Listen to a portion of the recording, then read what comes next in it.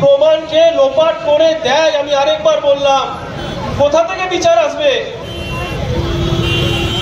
কোথা থেকে বিচার আসবে? কারা প্রমাণ লোপাট করলো?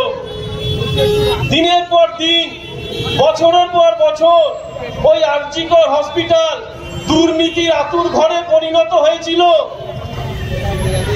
দুর্নীতির আতুর ঘরে পরিণত হয়েছিল। এই খবর কি স্বাস্থ্যমন্ত্রীর কাছে নেই? এই খবর কি মুখ্যমন্ত্রীর কাছে নেই? যদি না থাকে দুর্ভাগ্য আমাদের, যদি না থাকে প্রাণ হারাতে হলো। স্বাস্থ্য কেন্দ্র আজকে কোথায় গিয়ে দাঁড়িয়েছে? স্বাস্থ্য ব্যবস্থা, পশ্চিমবঙ্গের স্বাস্থ্য ব্যবস্থা কোথায় গিয়ে দাঁড়িয়েছে? আপনি সরকারি হসপিটালে যাবেন, এখান থেকে ঢিলছড়া দূরত্বে পিজি হসপিটাল, এখান থেকে ঢিলছড়া দূরত্বে মেডিকেল কলেজ, এখান থেকে ঢিলছড়া দূরত্বে চিত্তরঞ্জন হসপিটাল এনআরএস। আপনি বলুন তো, আমাদের বোন অভয়া হত্যার আগে আপনি এখান থেকে দাঁড়িয়ে কাউকে অসুস্থ অবস্থায় পিজিতে গিয়ে একটা বেড পাওয়াতে পারতেন? আপনার দু চোখ দিয়ে জল বেরিয়ে আসবে। রাতের বেলায় হুটার বাজাতে বাজাতে অ্যাম্বুলেন্স এনআরএস এর এমার্জেন্সি গেটে ঘুরছে, কন্যামুড়ি পরে দেখবেন ওই অ্যাম্বুলেন্সটা বেরিয়ে যাচ্ছে। কেন বেরিয়ে যাচ্ছে?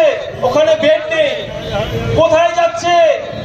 আপনি অ্যাম্বুলেন্সটার পেছু নিন, দেখবেন ওই অ্যাম্বুলেন্সটি মেডিকেল কলেজে যাচ্ছে, সেখানেও বেড নেই। তারপরে দেখবেন ওই অ্যাম্বুলেন্সটি যাচ্ছে চিত্তরঞ্জন হসপিটালে, সেখানেও বেড নেই। তারপরে ভোর বেলায় হয় ওই পেশেন্টটি, হয় ওই রোগীটি মারা যাবে, নাহলে বেসরকারি কোনো হসপিটালে বা নার্সিংয়ে ভর্তি হবে। এই হচ্ছে স্বাস্থ্য ব্যবস্থা। আরজিকরের মতো একটি হসপিটালে একটি প্রিন্সিপাল, একটি স্বাস্থ্য কেন্দ্র, একটি হসপিটাল 1800 শতাব্দীর শেষের দিকে এরকমই একজন ডাক্তার ইংরেজ আমলে ডাক্তারি পাস করেছিলেন। তারপরে উনি বিদেশে গিয়ে ডাক্তারির আরো উচ্চশিক্ষা লাভ করে এসেছিলেন এই পরাধীন ভারতের এক সুযোগ্য সন্তান হয়ে। তারপরে উনি মানুষের সেবায় 1900 শতকের প্রথম দিকে বিনামূল্যে চিকিৎসা করতেন। উনি মানুষের সেবায় স্বল্প মূল্যে চিকিৎসা করতেন। সেই ডাক্তার মানুষের চিকিৎসার জন্য, চিকিৎসা শাস্ত্রকে নিয়ে পড়ানোর জন্য মানুষের দুয়ারে দুয়ারে টাকা ধার করেছেন। Tapas Roy senior BJP leader, আমি ওনাকে স্বাগত জানাই আমাদের এই ধর্ণা মঞ্চে। সেই ডাক্তার 1900 শতকের প্রথম দিকে পরাধীন ভারতে মানুষের বাড়ি বাড়ি গিয়ে অল্প অল্প করে টাকা হাত পেতে সবার থেকে সাহায্য চেয়েছেন।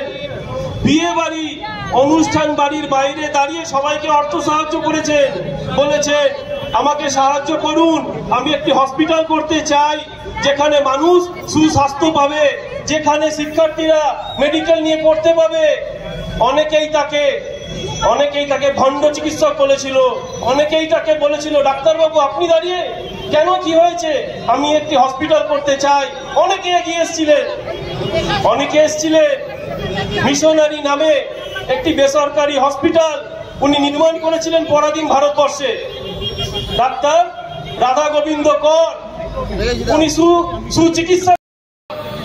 1947 সালে যখন দেশ স্বাধীন হয়, আমাদের মুখ্যমন্ত্রী 1948 সালে ডক্টর বিধানচন্দ্র রায় কাল বিলম্ব দেরি না করে সেই হসপিটালের নাম পরিবর্তন করলেন, গৌরবের সঙ্গে দিলেন।